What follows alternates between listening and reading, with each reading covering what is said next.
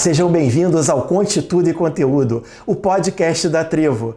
Eu sou Márcio Martins e você encontra os nossos episódios no site da Trevo, trevocomunicativa.com.br, nas principais plataformas digitais e no YouTube, onde você pode curtir e comentar. E a nossa convidada de hoje é a Deise Gomes, CEO do Carreira Bistrô. Deise é formada em Pedagogia, Marketing e Administração. E há 5 anos ela estuda a comunicação não violenta, que é o nosso tema de hoje. Olá, Deise, seja bem-vinda. Oi, Márcio, tudo bem? Super obrigada, estou muito honrada de estar aqui e feliz, né, de poder falar desse tema que eu acho tão relevante, tão necessário para as relações como um todo, né? A gente vai falar bastante sobre isso hoje. Com certeza. E eu até queria avisar, né, Deise, se de repente vazar uma vozinha de criança aqui ou ali, a gente está gravando num feriado, né? Então, de uma forma bem natural, já explicamos a quem está assistindo que pode acontecer, mas criança é sempre uma alegria. Então, a gente vai tentar seguir da melhor forma. Não tem problema, isso mesmo. Temos que fazer como é possível, né? Especialmente no momento atual que a gente vive. Então, todo mundo de home office, todo mundo, a gente sabe muito bem que é assim mesmo. Com certeza.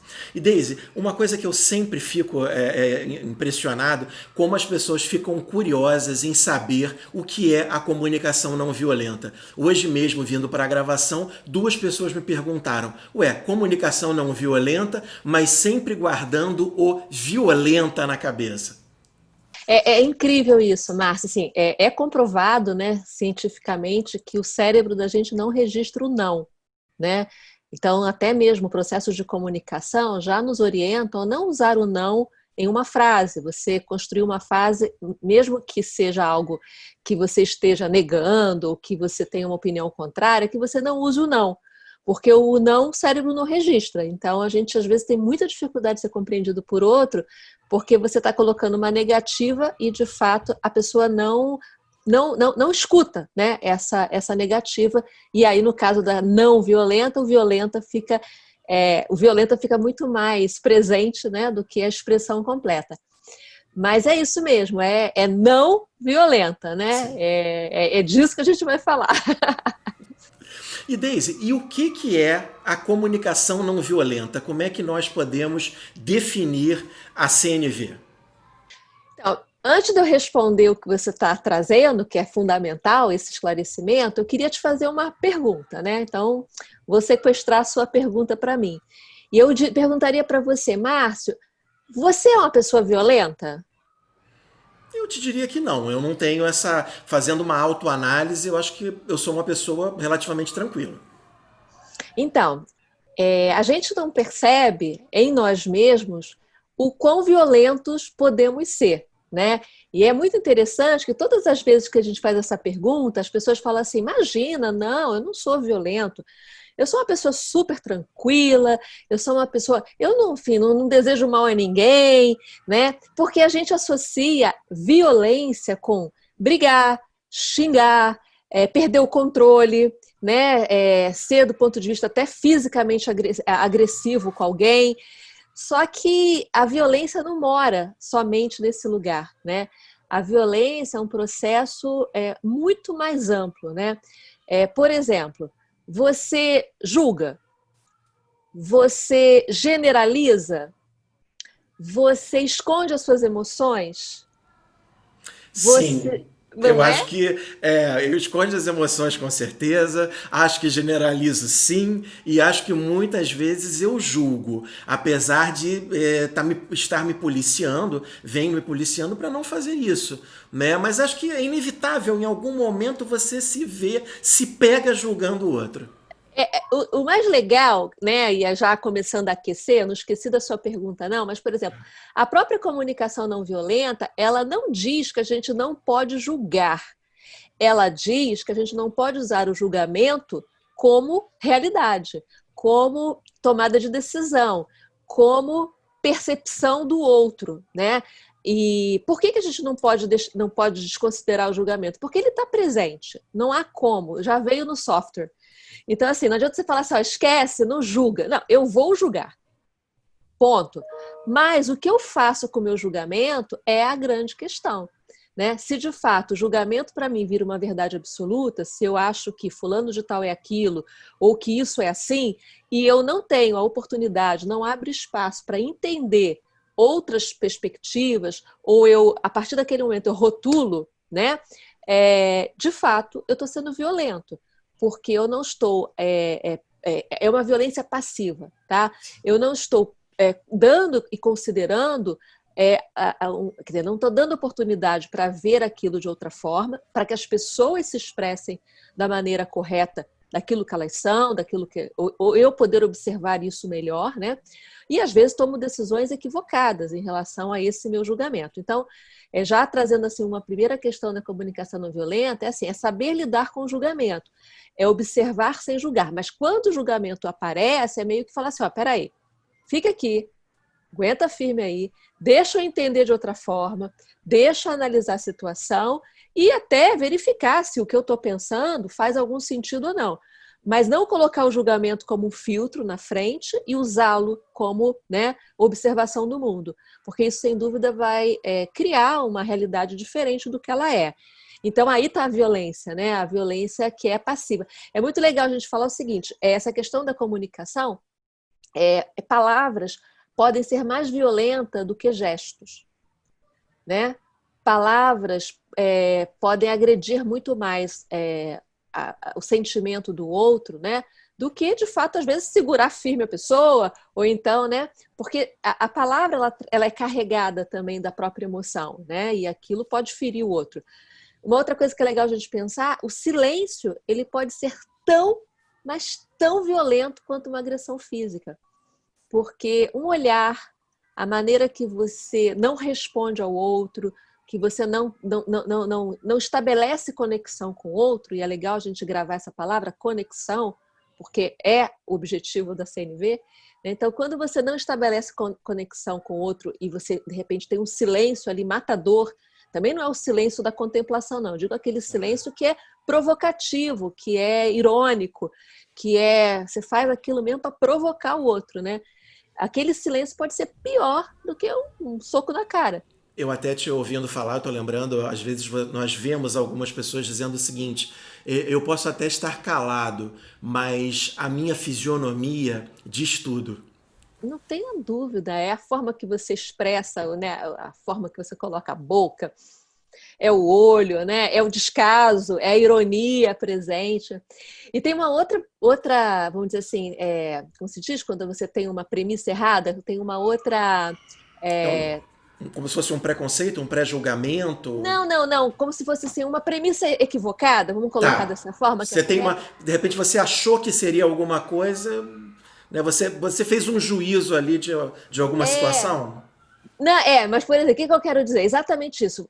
As pessoas fazem esse juízo de valor de que para praticar essa comunicação, que a gente já vai conceituar, você teria que falar baixinho e você teria que ser fofo. Nenhuma coisa nem outra, né? Você pode falar baixinho e ser violento também. Né? Você pode falar entre os dentes, né? Aquela coisa, Márcio, olha só, né? Eu vou puta com você, e por aí vai. E eu posso também falar, né? Tentar ser fofa, mas no fundo eu estou sendo irônica, eu estou sendo sarcástica, eu estou sendo falsa. Então, não é isso que a gente está falando, né? É muito importante que a gente considere que a gente está falando de fofice. A gente está falando de uma comunicação autêntica, verdadeira, empática, né? E aí, quando você fala o que é uma comunicação não violenta, a comunicação não violenta é aquela que nos permite criar relacionamentos e diálogos saudáveis. A partir do momento em que eu tenho a percepção correta, né, do que está acontecendo, a observação correta do que está acontecendo, e essa observação deixa de lado o meu julgamento, então eu estou olhando fatos, aquilo que de verdade está acontecendo e que é comum para mim e para você, né? E a outra coisa é eu respeitar e buscar compreender os meus sentimentos, os seus sentimentos, as minhas necessidades, as suas necessidades. E mais ainda, cereja do bolo, é eu saber fazer pedidos e não exigências.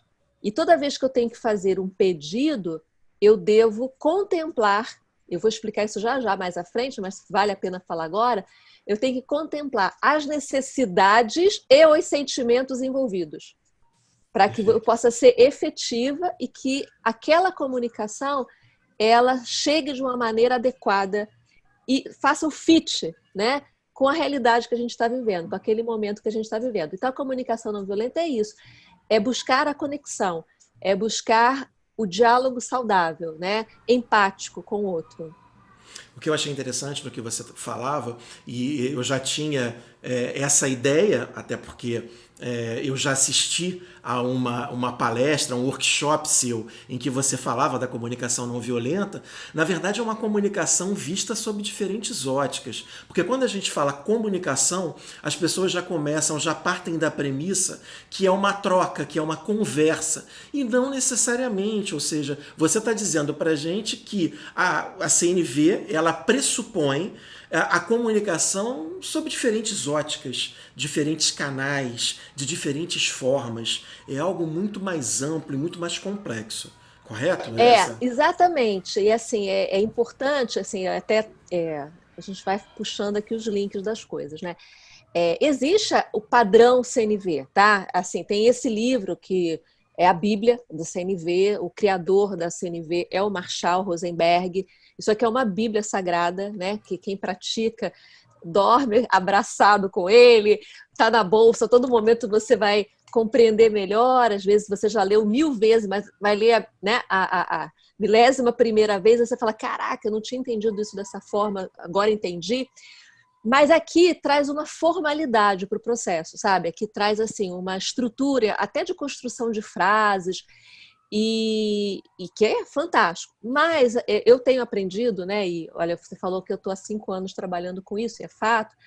Mas muito recentemente, eu dei uma virada de chave a partir da troca com grupos de comunicação não violenta e aquilo fez muito sentido para mim.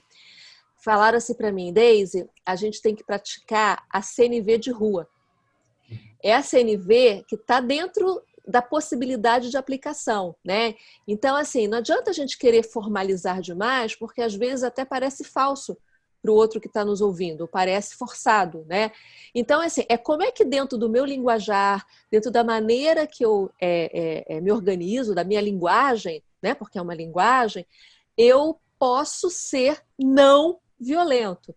Então, eu vou buscar os meus mecanismos pessoais. Claro, se eu puder estar inspirada nas questões que a metodologia, a técnica traz, muito bom. Mas eu posso também criar uma linguagem muito pessoal, né? E incorporar isso com mais facilidade. Então, por exemplo, quando eu estou dando os treinamentos de CNV, a minha preocupação primária, eu até tenho um rigor ali do sentido de mostrar, mas a minha preocupação primária não é as pessoas repetirem uma fórmula, é se as pessoas estão entendendo o benefício de uma linguagem diferenciada, o impacto que aquilo tem no outro, né? E eu ainda digo mais, assim, para mim, se você tem a intenção de fato, ter uma comunicação não violenta, autêntica, empática, a intenção já é 50% do processo. Né? Porque se você tem essa intenção positiva, você já vai se organizar para que esse diálogo aconteça. Porque você tem interesse do ganha-ganha. Você tem interesse que o outro te compreenda da melhor maneira e você quer compreender o outro da melhor forma. Então, você, naturalmente, a partir desses 50%, você já vai falar o seguinte, olha, eu não vou por aqui, eu não vou falar tal coisa dessa forma, porque isso vai ferir o outro, porque o outro isso vai ser violento com o outro. Então, eu vou buscar uma alternativa de falar. Então, quando você coloca em prática essa intenção, muito naturalmente os outros 50% acontecem, né? E, evidentemente, que é o que eu falei, você pode ir aperfeiçoando isso ao longo do tempo, né? Eu me sinto ainda incompleta no processo. Mas às vezes eu falo, né? Outro dia mesmo eu tive uma situação com uma pessoa que trabalha comigo e eu fui mega, aliás, é até legal dar esse exemplo para as pessoas compreenderem do que eu estou falando exatamente. Eu fui mega violenta. Eu estava num Zoom com a Tauana, que é uma par minha de trabalho, e aí eu estava num dia atacada, sabe aquele dia que você está pouco paciente, com muita coisa na cabeça? Então, a minha violência estava lá.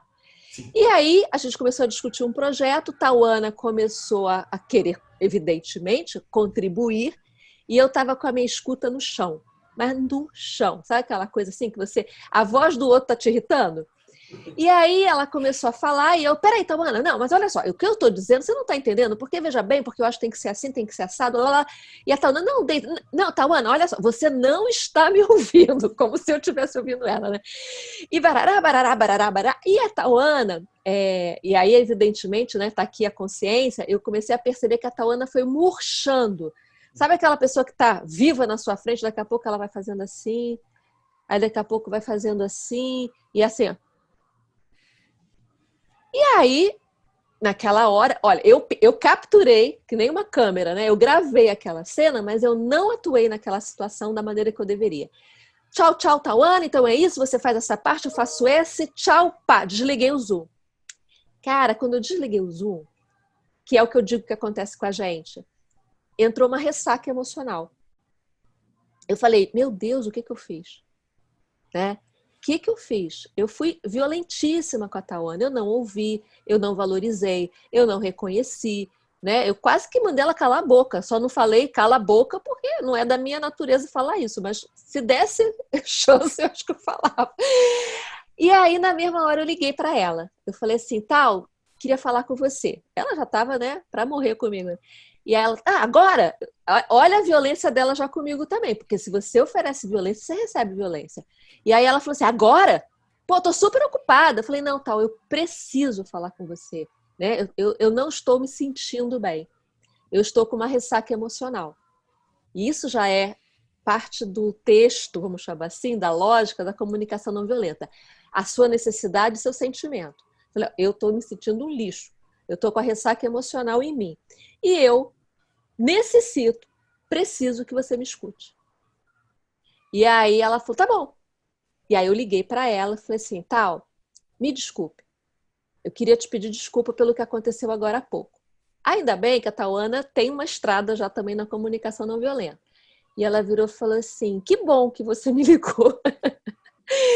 Eu falei assim, eu fui muito violenta com você, eu não te ouvi, eu não deixei você falar no sentido da sua contribuição, eu não valorizei a sua, enfim, não fiz nada de certo, né? E eu tô querendo primeiro te pedir desculpa e querendo te propor que a gente comece a conversa do início. Comece a fazer tudo outra vez, como se nós não tivéssemos conversado, porque o que eu decidi não está válido. Eu quero ouvir o que você tem para contribuir. E aí eu perguntei, o que você sentiu e o que você bateu lá dentro de necessidade? Ela falou assim, primeiro eu me senti triste, porque eu tenho e tinha naquele momento a necessidade de mostrar para você a minha contribuição. Até porque, Deise, quem conversou com o cliente fui eu. Aí eu falei, pá! E aí eu falei, você tem toda a razão, né? Você tem toda a razão. Não era minha intenção ser violenta com você, completamente diferente a intenção de estudo, mas eu errei na mão. Eu não estou num bom dia. Isso não justifica, mas eu não estou no bom dia e eu queria que a gente pudesse ter uma conversa de melhor qualidade. E aí foi super esperto dela que ela falou assim, hoje não, vamos conversar amanhã. Né? Porque amanhã você vai estar diferente. Eu falei, você tem toda a razão. Eu te agradeço de você abrir espaço para uma nova conversa e você tem razão, tem que ser amanhã. Que a gente vai respirar fundo, eu vou me reorganizar em relação a isso, a gente vai ter a conversa. Então, olha só, nesse pequeno caso, exemplo, quanto de violência eu cometi, o quanto eu desrespeitei o sentimento e a necessidade da Tauana, né? E não estabeleci um diálogo saudável. Foi um diálogo de desconexão. Quando eu boto a violência no meio, eu desconecto o outro de mim. Eu me desconecto do outro também. Então, é preciso a gente evitar os bloqueios dessa conexão, né? Para que, de fato, isso flua e que traga bons resultados. E também, Márcio, já falei demais, eu vou te devolver. Não, imagina. Tem uma coisa muito legal que a gente precisa compreender. O fato de ser uma comunicação de conexão não quer dizer que eu tenho que concordar com você, tá? Porque não vamos com esse papo, né? Não, então é nessa empatia, ai, Márcio, puxa, super concordo, ai, que lindeza o que você está falando. Não é isso. Eu preciso compreender o que você tem para me dizer, eu preciso que você compreenda o que eu tenho a dizer, mas eu posso, ao final de tudo, falar o seguinte: olha, Márcio, super entendi o seu ponto, entendo o sentimento que você está sentindo, que é esse. É legal quando você repete, que você mostra que você percebeu. Percebi, Tauana, que você está triste. Percebi que você queria falar e que, evidentemente, eu não dei oportunidade, então a sua necessidade de contribuir está aí presente. Mas depois que eu já ouvi, que eu entendi, blá, blá, blá, eu posso não concordar, tá? Eu posso falar o seguinte: olha, mas eu não concordo, respeito, mas não concordo. Eu tenho uma visão diferente disso. Eu penso que a gente pode ter outras alternativas. E eu colocar outras propostas na mesa, né? Então, não ficar na concordância. Eu não preciso entrar em consenso. O que eu preciso chegar é numa relação ganha-ganha com o outro. Mesmo na discórdia, mesmo no conflito. Aliás, é uma comunicação de enfrentamento de conflitos, né? Sim. Não, e é interessante porque, na verdade, como você disse, é uma troca extremamente saudável. E aí, nesse exemplo que você deu, os exemplos eles são sempre muito ricos e importantes porque você se tocou do que tinha acontecido, você ligou para ela teve uma reação inicial que depois mudou e depois vocês se acertaram. Ou seja, né, conversaram novamente, você a ouviu, ela ouviu você e as coisas mudaram. E ouvindo você falar, Deise, eu fiquei com uma curiosidade que é a seguinte: as empresas, ou na maioria delas, elas se dão conta do que é a comunicação não violenta, elas se dão conta de que elas precisam que vocês, o Carreira Bistrô, entre, a sua equipe entre lá para fazer esse trabalho. E ainda dentro dessa pergunta, as técnicas, o conceito, eles estão inseridos em treinamentos, ou existe um treinamento específico de CNV? Conta pra gente um pouco desse cenário hoje.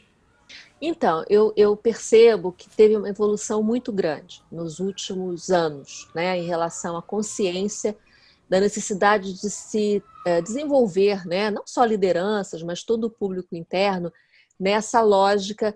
Muitos não gostam do termo comunicação não violenta, e eu respeito, né, porque eu acho que ali não tem um purismo. E muitos acabam, agora essa semana mesmo, eu fiz um treinamento do tema e chamava comunicação empática.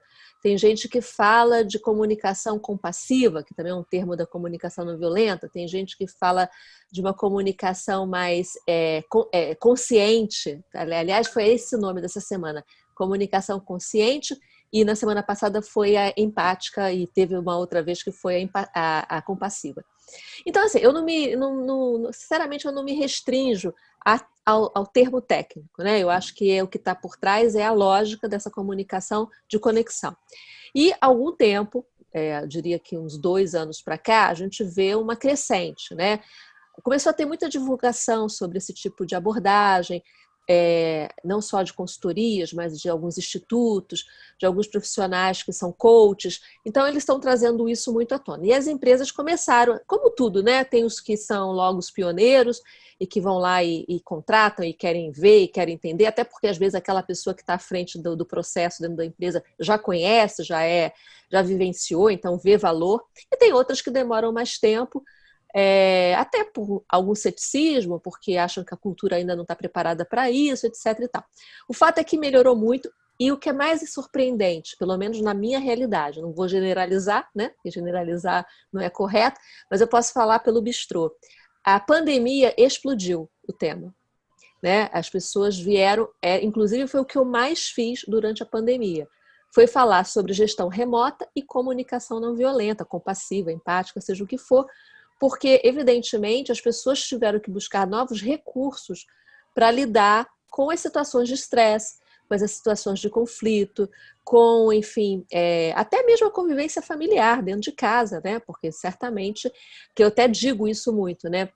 Abrindo um parêntese, quanto mais perto aquela relação é sua, a pessoa é mais próxima, você é mais violento.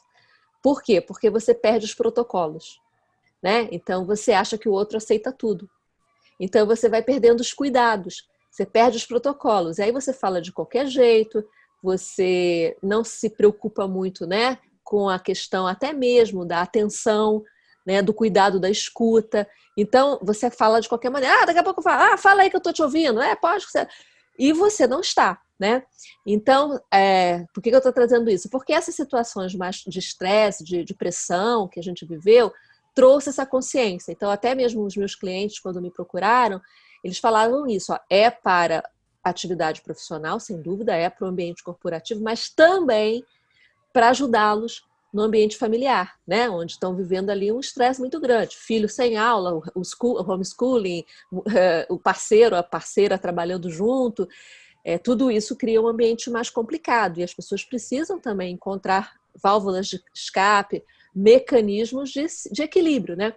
E que é legal dizer que a comunicação não violenta, o principal beneficiário da comunicação é você. É você. O outro é também beneficiado com a sua comunicação, mas você principalmente. Porque você passa a ter uma postura em que você cuida de você também. Você cuida do seu sentimento, da sua necessidade, você não se violenta nas relações, né? Você sabe dar o stop, a pausa, você sabe escutar melhor, sem reagir, né, na hora, tentar realmente compreender, porque da maioria das vezes que a gente reage a partir de uma questão nossa, não do outro. Muitas das vezes o outro não tem nada a ver com aquilo, né? Aquilo que aconteceu é que desperta em você uma fúria, uma raiva, mas não é porque o outro quis despertar em você, é porque tem algum gatilho em você que te leva para esse lugar, né? Então, na conversa aqui com a Tauana, só para voltar ao exemplo, a minha falta de escuta não foi porque a Tauana me irritou, ou me tirou do sério, ou porque eu estava chateada com ela, não, eu já não estava bem, entendeu? E a partir do momento que eu não estou bem, eu não consigo ser legal com o outro. Então, quando você se cuida, primeiro você quer esse seu bem-estar, você não quer tal da ressaca depois, né? E aí, certamente, você vai ter mais cuidado na maneira que você está se relacionando com a pessoa e com aquela situação que está acontecendo, evitando chegar no conflito, né? Então, voltando ao seu ponto novamente, eu acho que as empresas perceberam o ganho, sim, das relações mais saudáveis, dessa empatia no ambiente do trabalho, na relação da liderança com as suas equipes, ou das equipes entre elas, né, ou com a própria liderança. E o que eu tenho visto é assim, uma abertura, né, muito grande ao tema, e as pessoas quando passam se transformam de fato, né? E você perguntou assim, é um treinamento comum?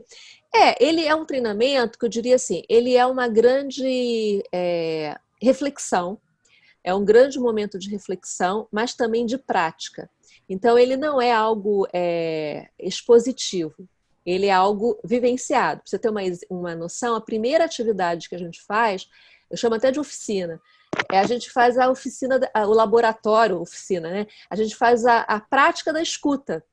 Porque não adianta eu falar teoricamente o que é uma escuta. Até posso explicar aqui os 4 níveis de escuta, mas se as pessoas não experimentarem os 4 níveis de escuta, elas não vão entender a diferença de cada nível, né?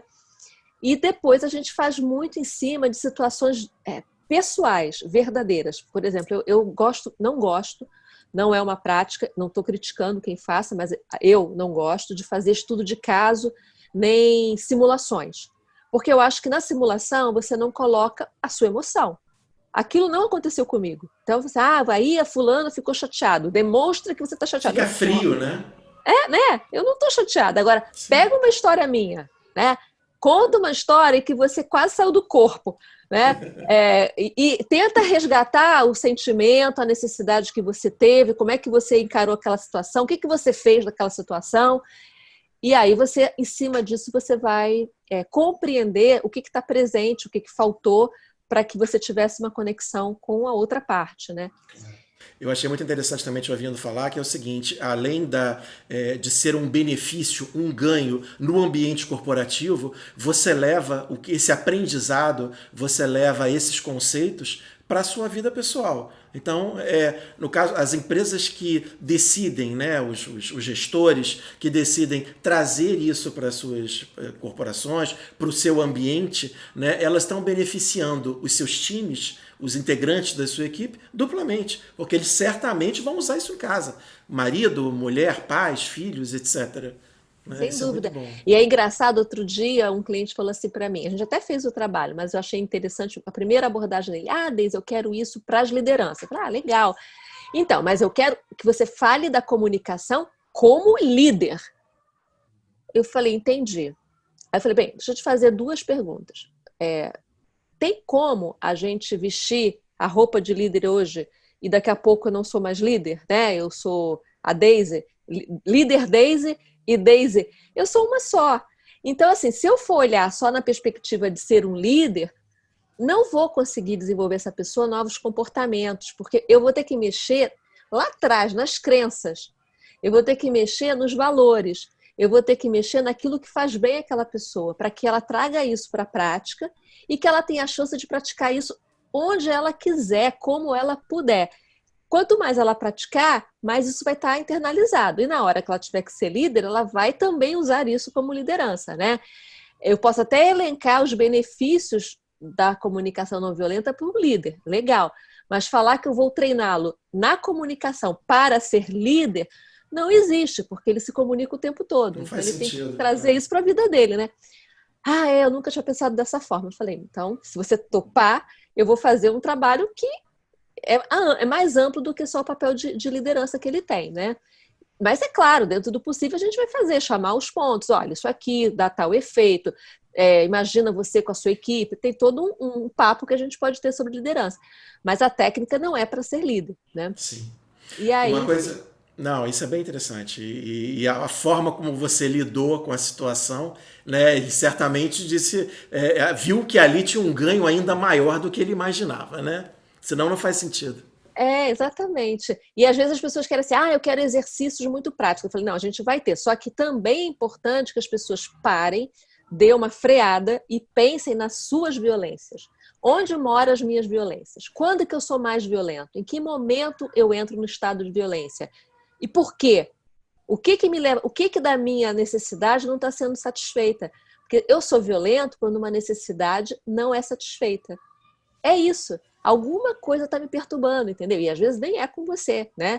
Às vezes é com uma outra situação que aconteceu, que eu estou carregada dela ainda no momento, e que eu estou lá com raiva, ou que eu estou lá frustrada com alguma coisa, irritada com alguma coisa, ou que estou...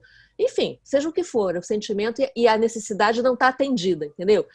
Eu gostaria de ter conseguido alguma coisa hoje, não rolou. Então, saiu totalmente fora do controle. E aquilo já me deixou numa situação emocional, né? E que enquanto aquilo não for atendido, eu vou estar ali na birra, entendeu? Que a gente entra na birra. Uma coisa que eu brinco também com as pessoas é assim, ver uma cena que eu acho que é muito comum, né? Para mim é a cena que vem sempre na minha cabeça. Sabe aquela criança no corredor do supermercado com a mãe se atirando do chão, querendo o biscoito? É isso, né? É a necessidade não atendida. Só que ela demonstra. Eu quero biscoito, você não quer me dar? Eu quero biscoito, eu quero biscoito, eu quero biscoito. Ela está sendo, né? Ela está sendo violenta, né? Ela está sendo violenta, está expressando a indignação dela, e a birra dela, a raiva dela, tá ali esperneando. Sim. É isso, só que a gente não se joga no chão, né? Por vergonha, porque senão a gente se jogaria também. Eu quero, Márcia, me dá, Márcia, eu quero. Só que a gente não faz, mas está dentro da gente. Está ali. Aquela sensação ruim ou de não atendimento, ou aquela raiva, ou aquele sentimento, seja o que for, o sentimento que tem os bons, claro, né? Está ali presente. Então, a gente não sabe gerenciar. Aí, quando a gente não gerencia, a gente taca no outro, entendeu? Pá! A culpa é tua. A culpa não é, eu estou assim por tua causa. Né? Não. Tá aqui. Eu que não estou legal hoje, né? E vem cá, uma coisa que eu ouvi uma vez de você, que eu achei muito interessante, como é que a girafa entra nessa história? Existe uma metáfora da girafa? Conta pra gente essa história. Essa aqui, olha, a minha nova. Olha. Eu tenho uma de pelúcia, e eu agora esse final de semana vi essa, fiquei maravilhada, até porque tem a palavra amor aqui, né? E eu botei o nome dela de Girassol. Já está até batizada. Já, Girassol. Bem, o que tem a ver a girafa, né? Vou deixar ela aqui para você poder explicar. A metáfora não é minha, tá? É do Marshall. Ele tem um livro que é uma coisa fofa, que quem olha pensa que é para criança, mas não é, porque pode ser usado para criança, mas ele que é essa aqui, ó, A Linguagem da Girafa. Olha que massa. E ele traz na metáfora uma comparação entre o chacal. O chacal é um animal da família das raposas, que ele traz as características do chacal. É aquele animal que está sempre pronto para atacar. Então, ele não entendeu muito bem o que está acontecendo, mas vai em cima e ataca, né? Ele é muito pouco compassivo, né? Ele é muito pouco generoso, ele julga, né? Ele chama que é a linguagem do chacal. Ele usa exatamente isso, o termo, a linguagem do chacal. Muitas das vezes a gente utiliza a linguagem do chacal. E a gente está sempre na desconfiança, né? Então eu vou falar logo, se ele falou aquilo para mim é porque ele quer me ofender, então, porra, vai em dobro para ele, né? E ele traz o lado oposto, né? Que é a da girafa, e aí ele traz características incríveis. Primeiro, ele fala do pescoço, né? Ele diz o seguinte, olha que maravilha, a girafa tem a capacidade de olhar a situação de um ângulo diferente. Lá de cima, ela não está aqui, onde o conflito está acontecendo. Ela está cá em cima, olhando o conflito numa outra perspectiva. Isso dá chance para ela não reagir imediatamente. Ela se preserva, ela tem uma visão privilegiada, 360, e ela sabe exatamente o que está acontecendo, e se ela for reagir, ela ainda tem um tempo para baixar. Né? Ela ainda precisa fazer um movimento para chegar até o lugar do outro. Então, isso já dá a ela uma grande vantagem. A outra característica que o Marshall fala é das orelhas, que ele diz que a girafa faz um movimento para dentro e para fora. Para dentro e para fora. Ou seja, ela se ouve e ela ouve o que está acontecendo. Ela se ouve e ouve o que está acontecendo, né? Que também é um princípio da comunicação não violenta, se ouvir. Né? É você primeiro. E não é por egoísmo, não. É exatamente para você ter a melhor compreensão e a melhor forma de lidar com a situação, né? Lembra aquela questão lá do avião, né? Máscaras de oxigênio cairão. Coloca primeiro em você, depois você vai salvar a vida do outro. Porque se você não estiver bem, você não vai conseguir ajudar o outro. Então, primeiro em mim, tem que me ouvir, tem que me compreender, tem que fazer uma escuta empática comigo mesma, para depois poder abrir minhas orelhas, meus ouvidos para o mundo, né? Para o outro. Então, é bárbaro isso. A outra coisa que ele fala, que é maravilhoso, que é um mamífero que tem o maior coração. Diz que o coração da girafa chega a pesar cerca de 12 quilos. Que ele tem que ter um coração muito grande para oxigenar para o cérebro, para a cabeça, claro, né? Por causa do tamanho do pescoço. Então, pesa 12 quilos esse coração. Então, a metáfora, né, é que o coração é tão grande que não tem como ela não ser generosa. Né? Ela é amorosa, ela é generosa, ela é empática, ela é cuidadosa.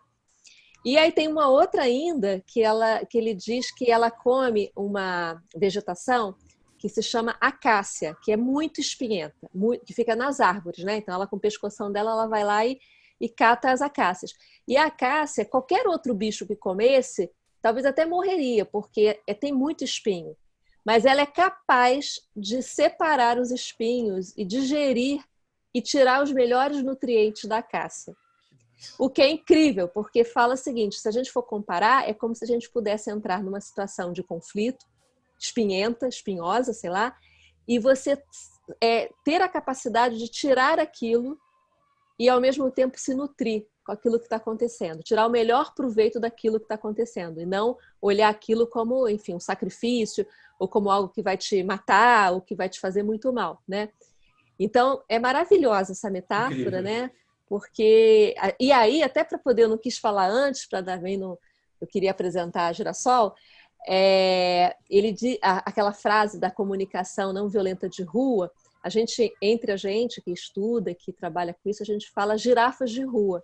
Então, vamos ser girafas de rua, né? Vamos ser essa girafa que está aí, solta, e que é capaz de ser, né, com todas essas características, alguém extremamente compassivo, cuidadoso, né? Então, eu até brinco dos treinamentos, eu falo, ó, terminamos aqui, e agora eu sei que eu tenho aqui 30, 40 girafas, né? E a gente vai para a rua, essas girafas de rua, para poder propagar e praticar isso da melhor maneira, né?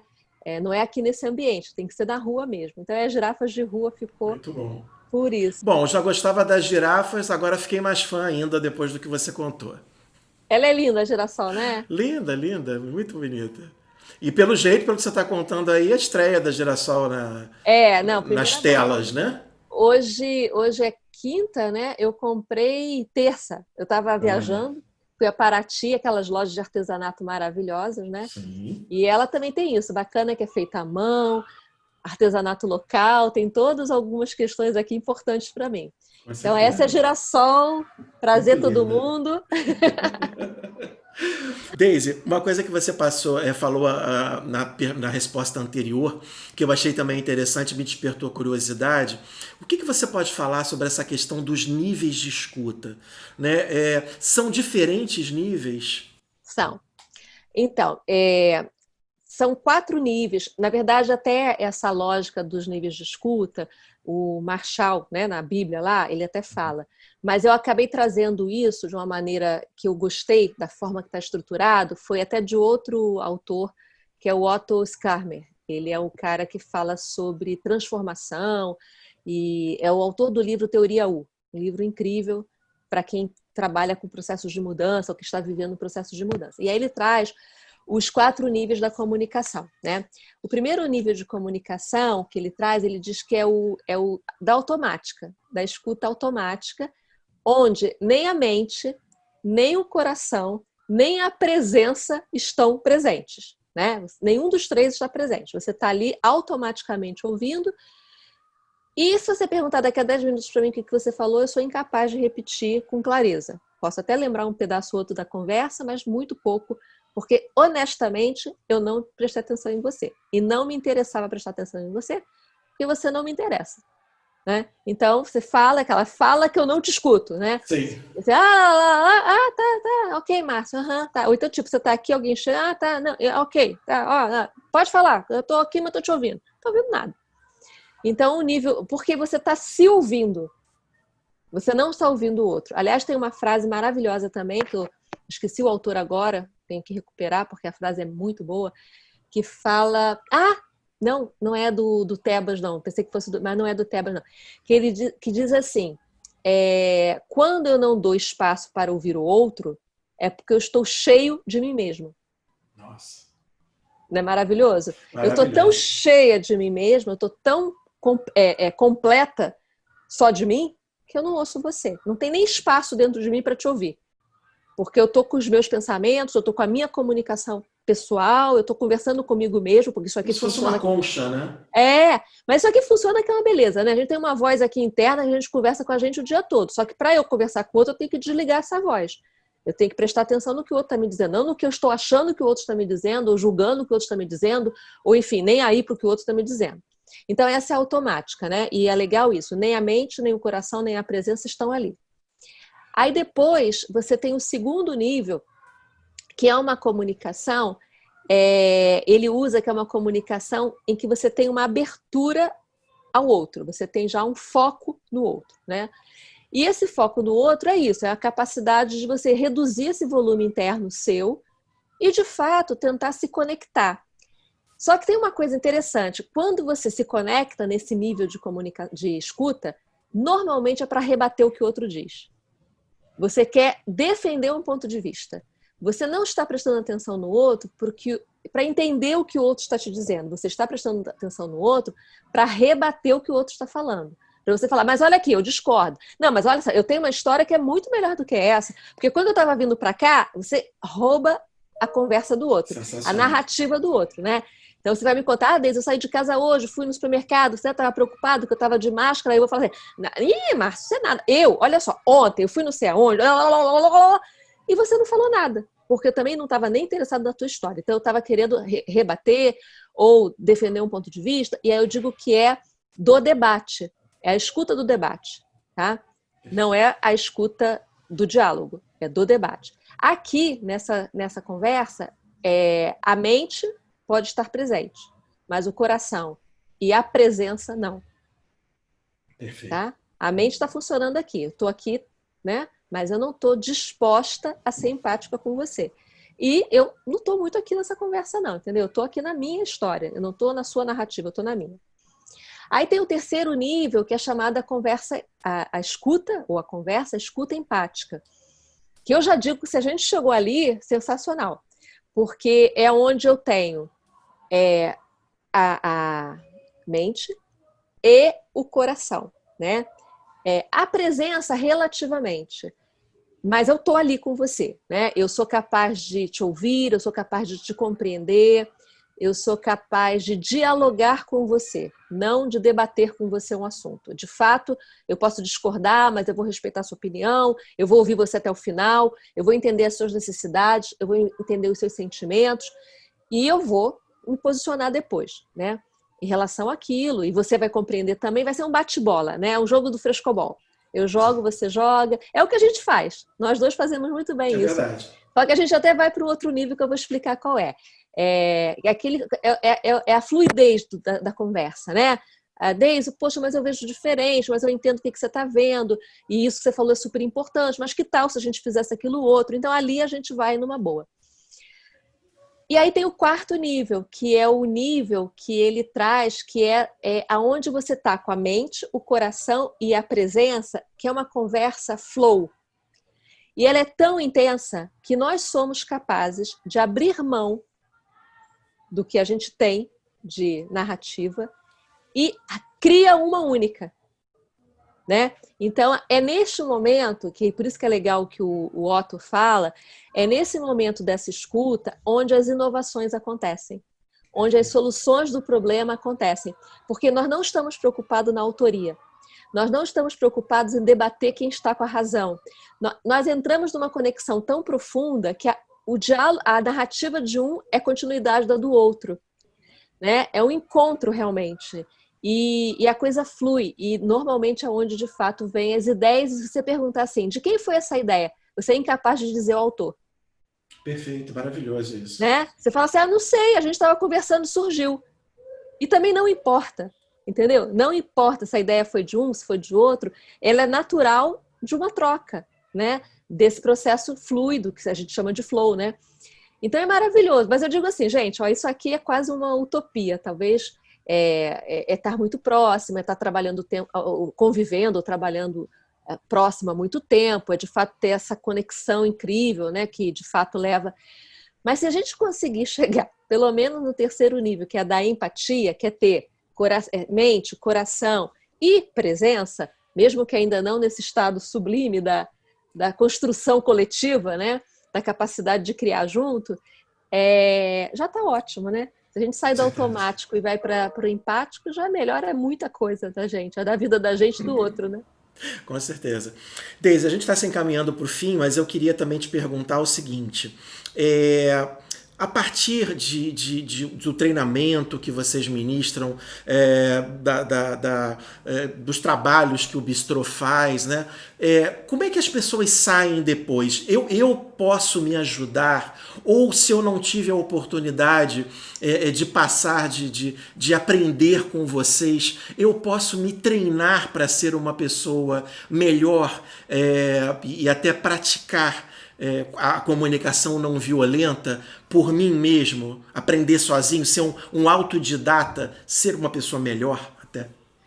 Olha, eu super acredito nisso, tá? Super acredito. Eu vou, assim, até trazer a minha experiência. Eu comecei como autodidata, né? No primeiro momento, eu não fiz um curso estruturado, uma certificação. Depois eu fui buscar, porque eu queria trabalhar com isso, então eu tinha que ter, né, mais fundamentação.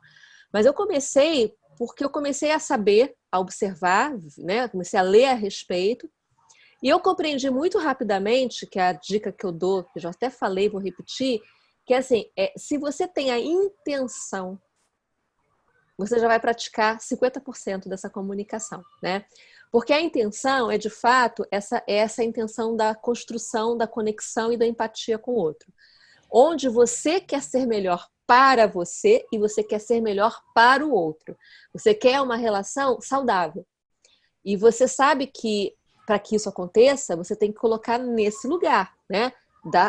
De criar as boas condições, porque a relação saudável não vai cair do céu, né?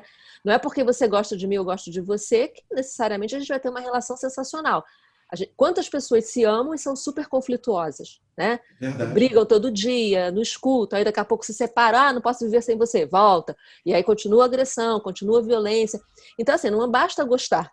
Você, de fato, tem que fazer um exercício para você ser melhor para você mesmo e para aquela pessoa. Então, eu acho que dá, sim.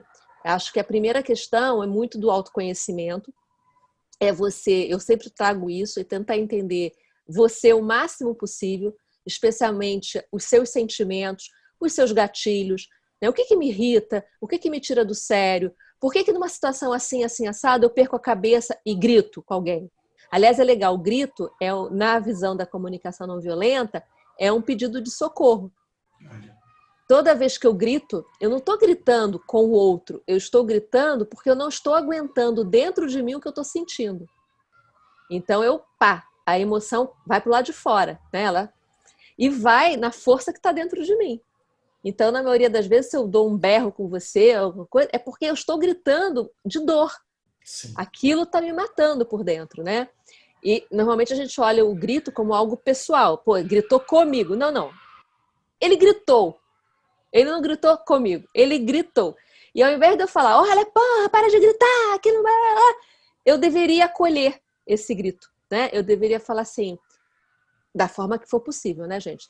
E cada um vai encontrar a sua maneira. Mas assim, eu poderia dizer assim, Márcio, eu percebo que você está... Antes de eu falar, eu posso perguntar a você, Márcio, o que você está sentindo? Eu posso te ajudar? Né? Eu posso, enfim, tem alguma coisa que eu posso fazer por você nesse momento? Porque eu percebo que a sua emoção está muito forte, né? Que você está... Eu percebo, eu não posso afirmar, você está. Eu percebo. Eu não sei se você está. Então, Márcia, eu posso te ajudar? Né? Eu percebo que você está com uma grande emoção. O que você está sentindo? E aí você vai, provavelmente, tomar um susto com um tipo de pergunta como essa. Né? Meio que quebra, né, o outro, né? Quebra, desmonta. Sim. E aí, e às vezes até pode ser até que não, tá? Pode ser, as pessoas até perguntam para mim, mas e se o outro continuar gritando? Não é com você. Né? Então você fala o seguinte, olha, Márcio, vamos conversar depois sobre isso? Né? Eu acho que talvez agora não seja um bom momento, eu não estou me sentindo preparada para conversar com você sobre isso agora, eu acho que vale a pena a gente esperar um pouco, daqui a pouquinho, amanhã. Também é uma maneira de você criar uma condição de não seguir naquela emoção. Se a pessoa não corresponde, se a pessoa corresponde, você não se sente ou não tem a capacidade, às vezes, naquele momento, de verbalizar o que de fato está sentindo. Que é muito comum, tá? É muito comum a gente não ter. Então, voltando, eu falei do grito só para dar esse parêntese, eu acho que sim, que as pessoas têm condições de se desenvolverem, primeiro, tendo uma intenção verdadeira de ter relações autênticas. Eu quero ter uma relação autêntica e saudável? Se sim, eu tenho que mudar a maneira como eu estou me relacionando, eu tenho que ter mais cuidado. E não achar que a responsabilidade é do outro. Tem uma coisa bem legal que a gente acabou não falando, que são... dá tempo de eu falar? Dá sim, claro. São 4, eu diria assim, que são mitos ou premissas, talvez, que a gente carrega, que até o Marshall chama de comunicação alienante, que nós fomos treinados pela vida a termos uma comunicação alienante. E aí ele traz 4 coisas. A primeira é o julgamento moralizador que a gente tem, né? Certo e errado, preto no branco, como é que se diz? Bom ou mal. Então a gente tem isso na cabeça, a gente está sempre com um julgamento moralizador. Se é diferente do que eu penso, é ruim. Ou então, isso não é bom para mim, é porque é mal isso, né? Ou então é sacanagem sua que você quer fazer comigo, porque, né? Então é sempre assim, a gente está sempre moralizando o que a gente vive. A gente não usa a observação sem julgar. Esse é o primeiro. A segunda é a questão que exatamente responde a um dos pontos aqui, que é a negação da responsabilidade. Eu ponho no outro a responsabilidade daquilo que não está dando certo. Como se eu não tivesse participação naquilo. Né? Então, assim, nós não conseguimos conversar hoje, né? Por algum motivo, nós, enfim, perdemos a cabeça aqui os dois. E aí eu vou falar assim, impossível, né? Porque o Márcio não faz nada. O Márcio não está nem aí, não faz o menor esforço de querer dialogar comigo, de entender, né? Porque o Márcio é egoísta, porque o Márcio é não sei o quê, porque o Márcio não está nem aí para a situação. Eu culpo o outro, eu nego a minha responsabilidade no processo. Eu deveria falar o seguinte, se a gente não está conseguindo, o que eu estou deixando de fazer, ou o que eu estou fazendo que não está ajudando. Claro. Porque certamente eu estou fazendo alguma coisa também que não está legal, né? Que também está te inflamando, que também não está sendo bacana na nossa conversa. Então, a negação da responsabilidade, quando eu tiro, né, quando eu me responsabilizo, eu tenho uma intenção positiva de que aquilo dê certo. Eu vou fazer tudo para dar certo, até onde estiver o meu alcance. Deise, se o outro não quiser? O problema é do outro. Simples assim. O outro não quer? Eu tentei, mas eu tentei bastante, entendeu? Eu persisti, eu fui resiliente. Se o outro não quer, o outro é o outro, não sou Sim, eu. Eu posso claro. Você convidá-lo. fez a sua parte. Eu posso convidá-lo, ele pode não querer vir, né? Claro. Então, é isso. E o terceiro, só para aproveitar para falar, são 4, né? São as comparações. A gente compara pessoas, coisas, como se a gente pudesse ser comparados, né? Eu até falo, acho que o extremo da violência quando a gente compara é o bullying. Né? Você Sim. começa a trazer comparações inexistentes, né? Porque fulano é assim e o outro não é, como se aquele tivesse que ser igual ao outro, tivesse que ser igual a mim, né? Então você começa a ser violento, porque você está comparando as pessoas e fazendo julgamentos moralizadores. Né? Claro, é verdade. E o último, que é esse quarto, né? Tem outros, mas eu selecionei esses 4, é a questão que eu já trouxe de um dos pilares, que é a exigência e não pedidos. Então, eu acho que você tem a obrigação de fazer aquilo para mim. E eu não tenho o menor cuidado de saber fazer um pedido para você. E não é fazer pedido, não é ser por favor, obrigada, não. Não é isso, não. Pedido é você entender por que aquilo é importante para mim. E você entender o que sentimento isso gera em mim. Quando eu sou capaz de falar isso para você, é mais fácil você simpatizar comigo. Então, se eu digo para você, Márcio, eu quero fazer uma série de podcasts para o Bistrô. Por quê? Entendo, né? É uma necessidade do Bistrô poder ter, enfim, esse canal de comunicação, blá, blá, blá, blá. E eu, Daisy, vou ficar muito feliz, vou me sentir muito, enfim, desafiada. Vai ser um... Quando eu digo isso para você, olha o contexto que eu te dou, que é muito mais claro, até para você dizer não. É verdade. Até para você falar o seguinte, olha, Daisy, então talvez eu não vou poder te ajudar. Porque o que você está querendo é acima do que eu posso te oferecer. Ou então você vai falar assim, puxa, Daisy, que graças a Deus foi isso que você fez. Puxa, Daisy, nossa, que legal que você está pensando isso, que você quer isso. Claro que eu posso te ajudar, porque eu acho que exatamente a visibilidade, biriri, você entende aonde eu estou morando, entendeu? Sim. Onde eu estou e você vai mais facilmente a esse lugar. E eu vou falar, puxa, Márcio, que bom que você entendeu o que eu quero. E tá ali, a empatia aconteceu. Então, quando eu dou para o outro a chance dele entender o que eu quero, o que eu preciso, eu já estou dando a tecla SAP, sabe? Você aquela tradução, legenda? Ó, Sim. eu preciso disso, blá, blá, blá, blá, blá, do que eu falar assim, Márcio, olha só, eu queria que você me mandasse uma proposta de podcast. Ponto. Ponto. É quase uma exigência, entendeu? Eu não estou abrindo ali com você a possibilidade de você compreender melhor a minha necessidade. Enfim, então esse é um ponto que a gente cai muito nessa armadilha. E não queria deixar de completar a resposta. Se eu estiver me alongando, pode me cortar. A história do aprender. Eu acho que a intenção é a primeira história, depois é você ter a intenção verdadeira, é a preocupação da busca pela conexão e pela empatia. É você estudar um pouco, sim, porque o que tem de mais tem é material, né? Tem livros, tem podcasts, tem... Esse aqui é um. Tem, enfim, programas Cursos gravados. gratuitos, aulas, palestras, né? Uma infinidade. Muita coisa, né? Até mesmo, às vezes, webinars e palestras gratuitas. Então, não é uma questão financeira, você pode buscar isso. Agora, não adianta fazer o curso se você já for com uma mentalidade de que eu não acredito, ou que isso não depende só de mim. Né? Às vezes eu fico a maior parte do início de um programa tentando desconstruir o que as pessoas pensam a respeito desse... Ao invés de pensar o ganha-ganha, é como se fosse assim, né? Ah, não, se o outro não quiser, não vai dar certo, entendeu? Então as pessoas colocam nesse lugar que é um lugar da competição, né? Aliás, eu uso esse termo. Vamos tirar um mindset de escassez para um mindset de abundância. Quando a gente tem um mindset de escassez, a gente compete. Sempre, né? Vai faltar recurso. É O recurso é escasso. Então, eu vou competir, eu primeiro, né? E eu vou entrar numa situação ali muito pouco empática com você, porque eu quero levar vantagem. Quando eu entro no mindset de abundância, eu entro na cooperação. Porque tem para todo mundo. Né? E é importante que seja colaborativo, é importante que os dois saiam bem daquela situação. Então, eu falo, botar o mindset na abundância e perceber que o ganho, ele é para os dois lados, né? Deise, muito bom. Eu acho que esse tema é maravilhoso. A gente, na verdade, como a gente já falou uma vez, né? Não é um podcast, tem que ser uma série de podcasts, de videocasts, de lives, porque é muito bom, eu aprendo sempre. E tenho certeza que quem assistir, né, e ouvir, porque também tem as duas versões, vai ficar encantado aí. Foi uma aula. Eu te agradeço muito e ainda mais por você ter dedicado aí esse tempo a gente. Né, esse ano que é um ano tão especial de 10 anos do Carreira Bistrô, uma data tão importante, um ano de tantas comemorações, tantas celebrações e de tantas conquistas. Muito obrigado mais uma vez. Agradeço muito por estar do nosso lado, porque sempre. É claro que a gente encontraria outras formas, mas não seria tão especial se você não estivesse junto. Então, estou muito grata a esse nosso encontro, a essa nossa conexão empática.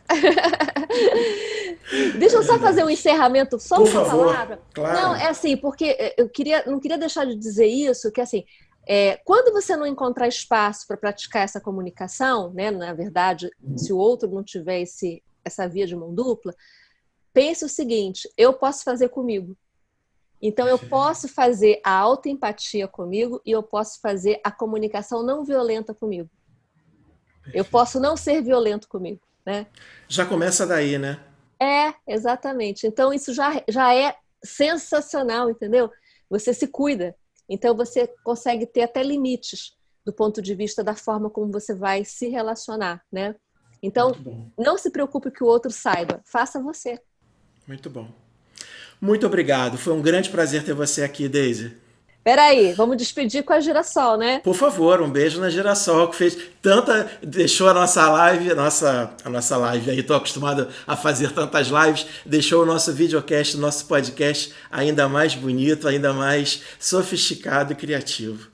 Um beijo para vocês dois. Entrevista Deise Girassol. Muito obrigado. Um beijo. Beijo, tchau. Nós conversamos hoje com Deise Gomes, CEO do Carreira Bistrô, e o tema foi a comunicação não violenta.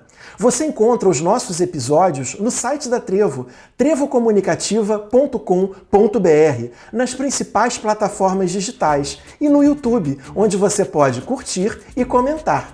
Nos encontramos na próxima quarta-feira. Até lá!